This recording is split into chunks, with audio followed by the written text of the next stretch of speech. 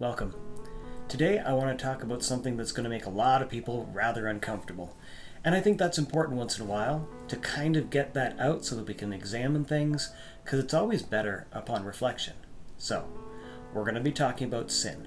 Now, I imagine a bunch of you are going to click off to other videos when you hear the word sin, but please, can you just give me a moment to explain what I want to say? I promise I'm not going to be condemning, but this is a serious issue that we need to deal with.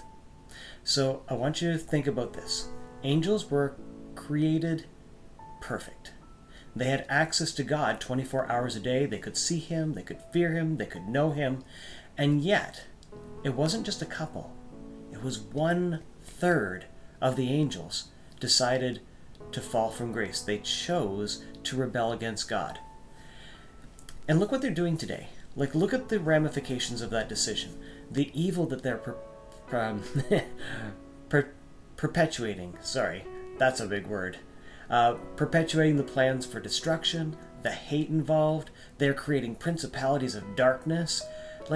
For example, how does something that was created perfect end up being so evil and vile? And in a single word, sin.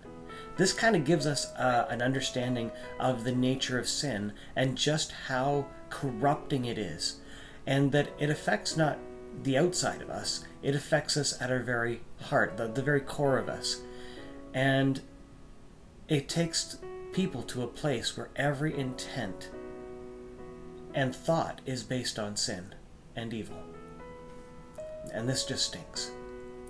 Jesus even linked this sinfulness with our very thoughts. So once again, going internal. That means that if we have an immoral thought, and we hang on to that, it's the same as performing the act. Now this definitely talks about the corrosive and the corruptive nature of sin on the inside of us. See, it's our hearts that are the target. So not the behavior, that actually comes out of our hearts. It's the desires in our hearts that set us on the course for that behavior. Now, why would Jesus say this? Honestly, does He want us to kind of spend our time in guilt and shame? No, I don't think so at all.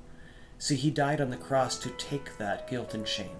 But He wants us to be looking closely at sin, not to make us feel bad, but for us to understand its corruptive and destructive nature. And He's reaching out with a promise of restoration. Now, angels don't have access to the same kind of grace and forgiveness that we have. God made us for that. And it's absolutely foolishness for us to completely ignore that and let the opportunities for being in God's grace to pass us by. So I want to encourage you, all of us actually, if there's anything sinful in us, that we repent of it right away, that we don't let the sun go down on our sin, but we continually allow God to shape us into the likeness of His Son. Jesus paid for this. It cost Him His life. And when we submit to this, when we allow His death on the cross and His resurrection to do the work in us, it all comes out better for us. Now and forever. It's not just for eternity. The relief that we're going to have when we're no longer in the sin, the shame, and the death is immeasurable. I can't tell you personally, the relief is the best thing possible. And if it wasn't for Jesus, that price would still be on our heads. See, we cannot pull ourselves up with the bootstraps and, we maybe can handle it for a day or two, or maybe not even that. 10 seconds, who knows? But there's still that price on our head from when we were sinning before. Someone's got to pay that. Jesus paid that for us. That is the good news of the gospel. That's why sin no longer has power over those who are redeemed by Jesus. Now, if that's not good news, I don't know what is. So how do we get there? Well, there's this verse in Psalm, or two verses in Psalm 139, verses 23 and 24 that says, "Search me, O God, and know my heart. Try me, know my anxieties, and see if there is any wicked way in me, and lead me in the way everlasting." Think about that. What an incredible verse. we can reflect on our sinful nature, but then there's a way that God has made that leads to everlasting, and that is Jesus. Now that's personally. Like, sin affects us personally, but it also affects the church as a whole. So this is kind of an in-house discussion with the church. So if you're not part of the church, I'm going to recommend that you get part of the church, and that's becoming saved through Jesus. Okay.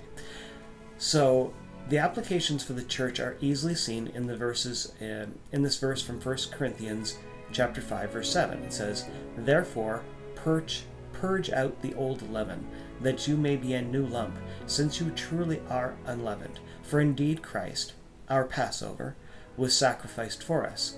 Your glorying is not good." And that glorying is they were celebrating a certain sin that someone in the church in Corinth had been involved with that was beyond bad. Like, it was just, like Paul said, this is a sin we don't even see out in the world. He says, "Your glorying is not good. Do you not know that the little leaven leavens the whole lump?"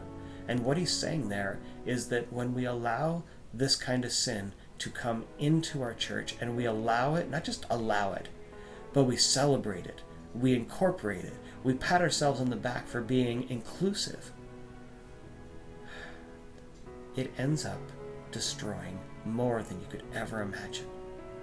So please, if there is sin running in your church that you need to deal with, please, the letter to the Corinthians says, get together on this and then do something about it.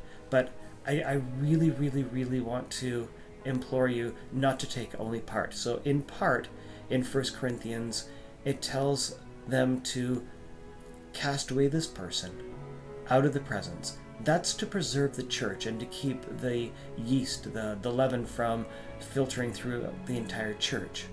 But to do this in love for the restoration of that person. So in 2 Corinthians, we see the passage that deals with the restoration of that person in all love and kindness and goodness. So you protect the church, but you also do what's best for the person. And God tells us how to do this, and to do it as loving as possible, and it has to do with dealing with sin. So I want to thank you for sticking through. Please deal with this. It is so important. The corruptive nature of sin is just unreal, and we can do something about it because Jesus has already paid the price, and God has given us the wisdom. So thank you, and I look forward to seeing you next time.